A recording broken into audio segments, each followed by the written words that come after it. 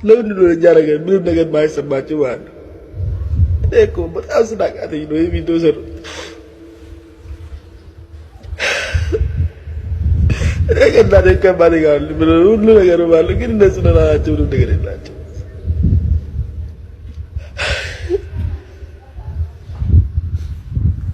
መከላከያ በአብ ብቻ መውደድ ምን ጥቅም አለ? በአብ ብቻ በህይወት እስካለ ብቻ መውደድ እኮ አይደለም። ከተጎዳም እኮ መወደድ አለበት እኮ። መከላከያ ስንገባም እንደ እንቁላል ነበር የተንከባከቡን። በውጊያ ግንባር መስዋዕትነት ከፍለኝ አካል ጉዳተኛ ሆነን ስንመለስ ግን እንደ ውሻና ሌባ ነው የተቆጠርነው።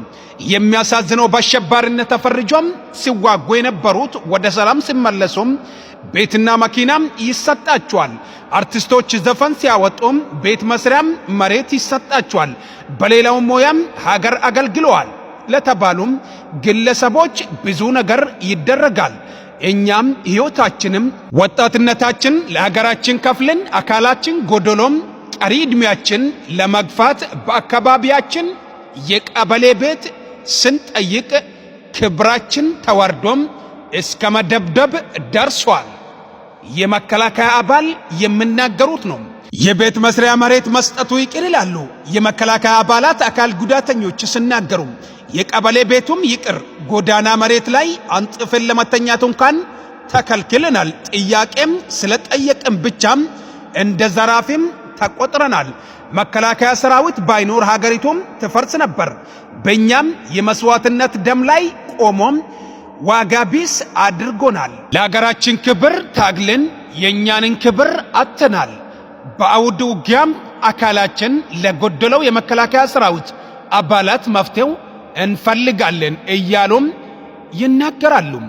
እንደ መከላከያ ሰራዊት አባላት እምባም እየተናነቀም ለፊልድ ማርሻል ብርሃኑ ጁላም አደርሱልኝ ብሎም የተናገሩት ቃል ነው። የመከላከያ አባላት አካል ጉዳተኞች ሲናገሩም እንደሚከተለው እኛ ሀገራችን እኮ እንደዚህ የተቆረጠን እንጂ በእናትን እርሻ ያረሰን እኮ እግሬ የተቆረጡት ማለት ነው። ግን ደግሞ እንደዛ ነው። አንድ አመት ሙሉ ቀበሌ ቤት አንድ ግራፍ ለምኛ ያጣው እኮ ነው። ለምንድን ነው ይሄ ነገር ለኛ ማይታይ?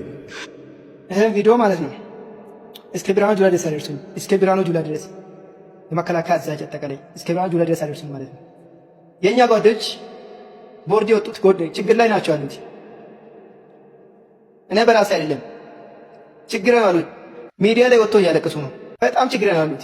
መጀመሪያ ወደ መከላከያ ስንገባ እንደ እንቁላል ነበር እንደዚህ አንከባክበውን ይዞን እዛ ውስጥ ምከቱን። ከዛ ለሀገርን ታግላለን ብለን ሄደን ታግለን ከተጎዳን በኋላ ወደ ሰፈራችን ስንመለስ እንደ ውሻ እየተቆጠረን ነው ማለት ነው።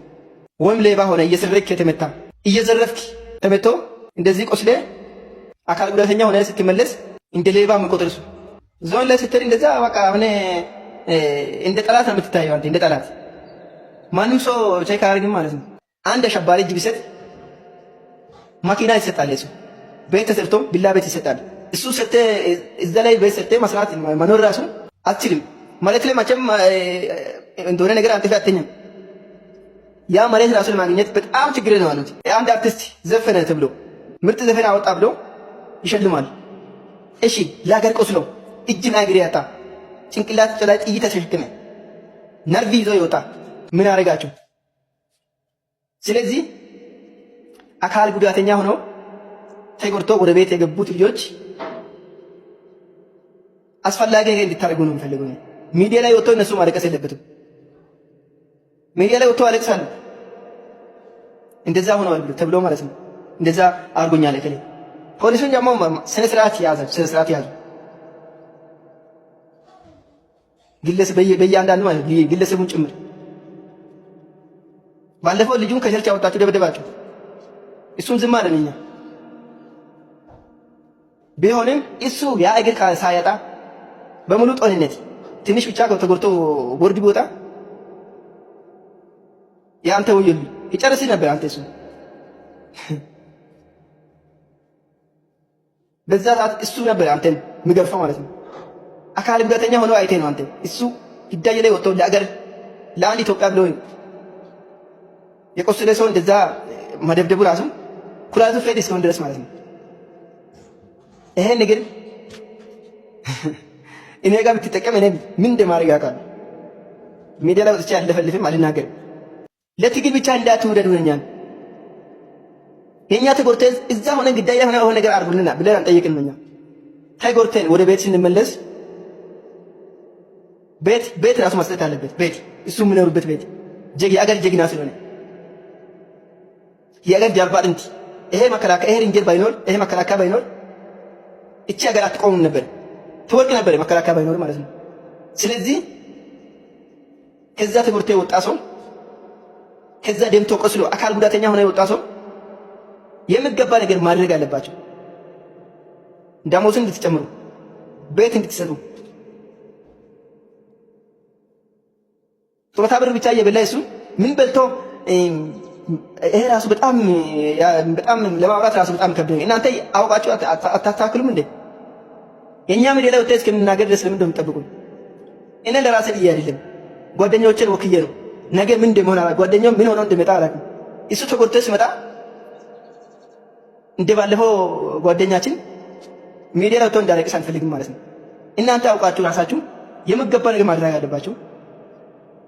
አመሰግናለሁ፣ ወዳችኋለሁ። እስን ጃለተም ተውታ አካሌ መጥቻለሁ። በ18 ዓመቴ አካሌ አጥቻለሁ። አካሌን ካጣሁት አካሌ ማጣት አይደለም ዋና ማለት ነው። አካሌ ማጣት ችግር ነው፣ ግን ደግሞ አካሌን አጥቼ እዚህ መጥቼ ሁለተኛ እጄንም ላጣ ነው ማለት ነው። እጄንም ላጣ ነው፣ እግሬን አጥቼ እጄንም ላጣ ነው ማለት ነው። ድጋሜ ማለት ነው። ይኸው እጄን እነሱ ጋር የተመላለስኩ ማለት ነው። በትናንት እነሱ ጋር የተመላለስኩ እንዴት እንደሆንኩት ይኸው። ግን ደግሞ ቀጠሮ ሰጡኛለሁ፣ ቀጠሮ ሰጡኝ፣ እሄዳለሁ፣ ቀጠሮ ሰጡኛለሁ። ድጋሜ ሁለተኛ ዓመት እያልኩ ነው ማለት ነው። እዚህ መጥቼ ቪዲዮ ሼር ኮፒ ሊንክ ሪፖስት አድርጉልኝና ለመመለከተው ጋር አደርሱልኝ። በቃ እኔ አልቻልኩም። እኔ ከሞትኩ በኋላ የምታግሱልኝ ምን ማድረግልኝ? ግን ደግሞ በህይወት ያለው በህይወት እስካለ ድረስ የምታግሱልኝ ወይ ደግሞ የቪዲዮ ለመመለከተው ጋር ሼር ኮፒ ሊንክ ሪፖስት ብታደርጉልኝ በጣም ደስ ይለኛል። መከላከያ በአፍ ብቻ ማለት ምን ጥቅም አለ? በአፍ ብቻ በህይወት እስካለ ብቻ ማለት እኮ አይደለም። ከተጎዳም እኮ መወደድ አለበት እኮ። እኛን ሀገራችን እኮ እንደዚህ የተቆረጠን እንጂ በእናትን እርሻ እያረሰን እኮ እግሬ የተቆረጡት ማለት ነው። ግን ደግሞ እንደዛ ነው። አንድ ዓመት ሙሉ ቀበሌ ቤት አንድ ግላስ እኮ ለምኛ አጣሁ እኮ እኔ። ለምንድን ነው ይሄ ነገር ለእኛ ማይታይ? እኛ ምን ሆነን ነው? እኔ እኮ የእናቴን ቤት የእናቴን ልጅ ያልያዝኩት ልምጥ እንደዚህ ወቁት ማለት ነው። ለምንድን ነው እኛ ነገር ምንም ነገር ማይሰማችሁ ማለት ነው? እኔ እኮ በጣም ስላቃተኝ ነው ቪዲዮ ሰሩት።